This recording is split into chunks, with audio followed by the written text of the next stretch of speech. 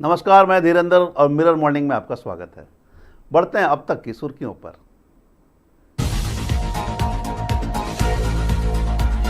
राजधानी एक्सप्रेस में लगी आग, मची अफरा तफरी, दिल्ली मुंबई रेल रूट पर कई ट्रेन हुई प्रभावित।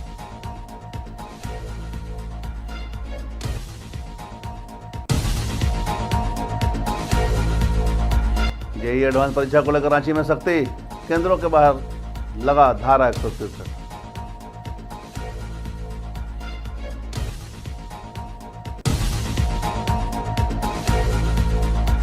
रांची में भू माफियाओं पर निगम का बड़ा एक्शन, गरीबों के लिए बनेंगे फ्लैट।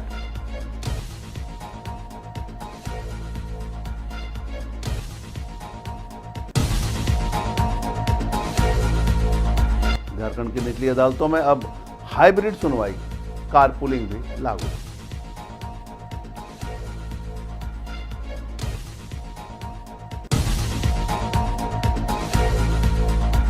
और धनबाद में मधुलिका का छज्जा गिरा, रिक्शा चालक के घायल होने की सूचना।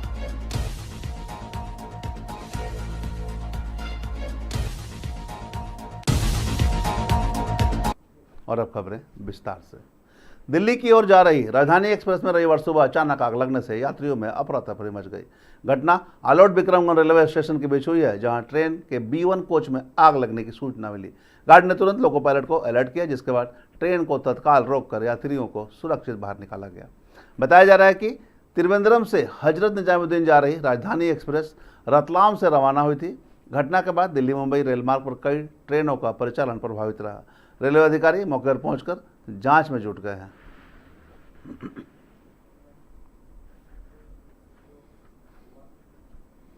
बोकारो में कानून व्यवस्था को और मजबूत बनाने के लिए एसपी नाथ सिंह मीना ने देर रात सड़क पर उतरकर जांच पड़ताल किया। पुलिस अधिकारियों और तमाम लोगों के साथ उन्होंने शहर के विभिन्न इलाकों का दौरा कर सुरक्षा व्यवस्था का जायजा लिया। इस दौरान एसपी ने रक्षक राइडर की बाइक पर बैठकर बोकारो स्टील सिटी क्षेत्र का निरीक्षण किया और आम लोगों से पुलिसिंग को लेकर फीडबैक भी लिया। एसपी को लगातार शिकायत मिल रही थी कि कई शराब दुकानों के आसपास अड्डेबाजी होने से लोगों को परेशानी हो रही है। इसे लेकर उन्होंने संबंधित अधिकारियों को सख्त निर्देश दिए। साथ ही ड्यूटी में कोताही बरतने वाले पुलिसकर्मियों पर कड़ी कार्रवाई की चेतावनी भी दी।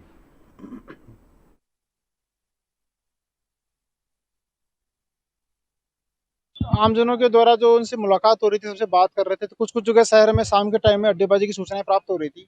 इस शराब दुकान के बाहर लोग वहीं बैठ के कुछ कुछ जगह अड्डेबाजी करते हैं।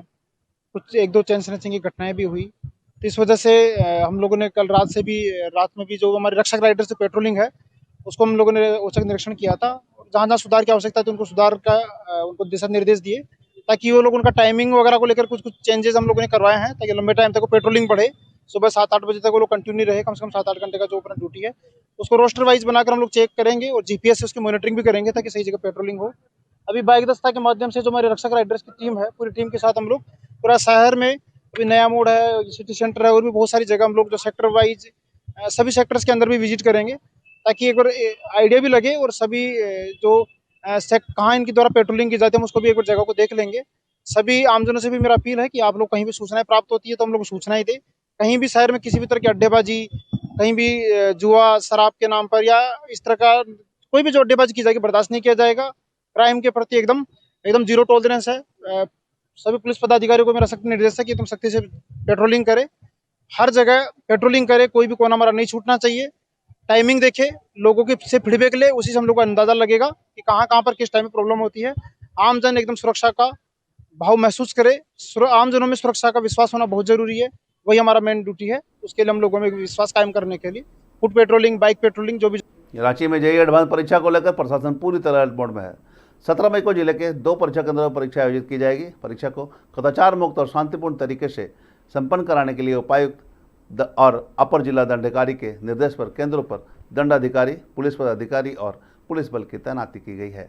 वहीं असामाजिक तत्वों द्वारा भीड़ जुटाकर विधि व्यवस्था भंग करने की आशंका को देखते हुए अनुमंडल दंडाधिकारी रांची ने बीएनएस की धारा 163 के तहत परीक्षा केंद्रों के 200 मीटर दायरे में निषेधाज्ञा लागू कर दी है।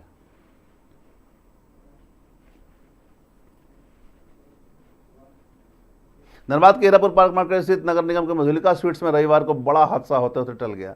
ऊपर का छज्जा अचानक घबरा के गिर पड़ा। बताया जा रहा है कि मलबे की चपेट में आने से एक रिक्शा चालक घायल हुआ है। हालांकि स्थानीय प्रबंधन ने किसी के गंभीर रूप से घायल होने से इनकार किया है।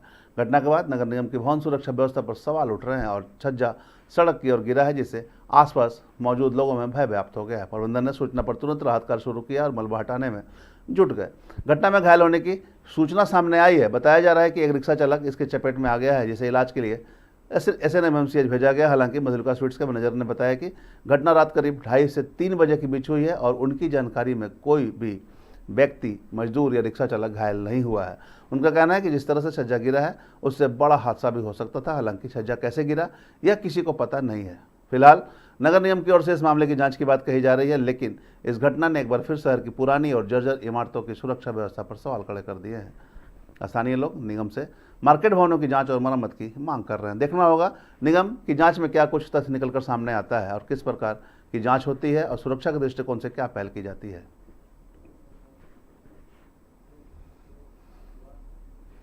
धनबाद के हटिया स्थित मध्य विद्यालय में सुरक्षा व्यवस्था पर बड़ा सवाल खड़ा हो रहा है। स्कूल के मुख्य गेट पर ताला लगाकर परिसर को सुरक्षित रखने की कोशिश तो की गई थी, लेकिन स्कूल की चारदीवारी अचानक भरभरा कर गिर गई। राहत की बात यह रही कि घटना में कोई हताहत नहीं हुआ, लेकिन चारदीवारी गिरने से आसपास के लोगों और दुकानदारों में भय का माहौल है। स्कूल SDM आवास के ठीक सामने स्थित है और सड़क किनारे रोजाना दुकानें भी लगती है। स्थानीयों का कहना है कि घटना के बाद भी प्रशासनिक स्तर पर अब तक कोई पहल नहीं की गई है। स्कूल की जर्जर सुरक्षा व्यवस्था बच्चों और आसपास के लोगों के लिए खतरा बनती दिख रही है।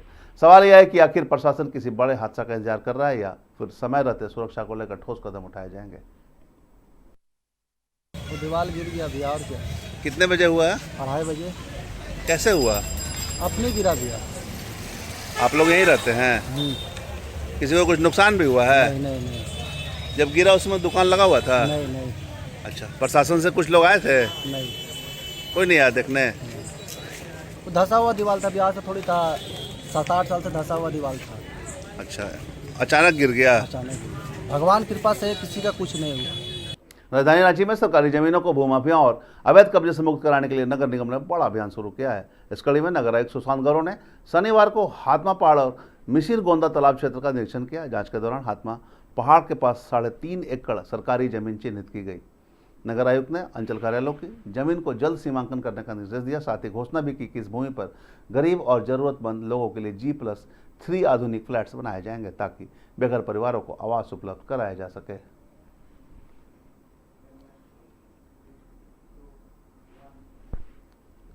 झारखंड के निचले अदालतों में अब सुनवाई हाइब्रिड मोड में की जाएगी, यानी मामलों की सुनवाई ऑनलाइन और ऑफलाइन दोनों माध्यम से संभव होगी।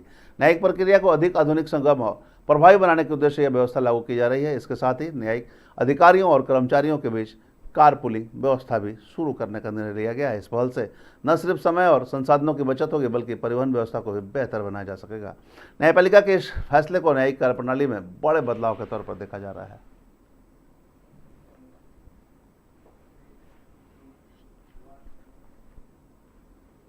धनबाद के ISM गेट के समीप यातायात पुलिस के द्वारा सघन वाहन जांच अभियान चलाया गया। अभियान के दौरान पुलिस ने बिना हेलमेट वाहन चलाने, ट्रिपल लोडिंग, ड्राइविंग लाइसेंस नहीं रखने, वाहनों में ब्लैक फिल्म लगाने सहित अन्य यातायात नियमों के उल्लंघन की जांच की।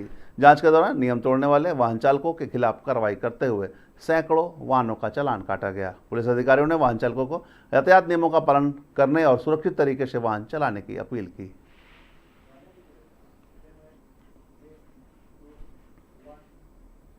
और मिरर मॉर्निंग में अब तक बस इतना ही। ताज़ा अपडेट के लिए बने रहे मिरर मीडिया के साथ।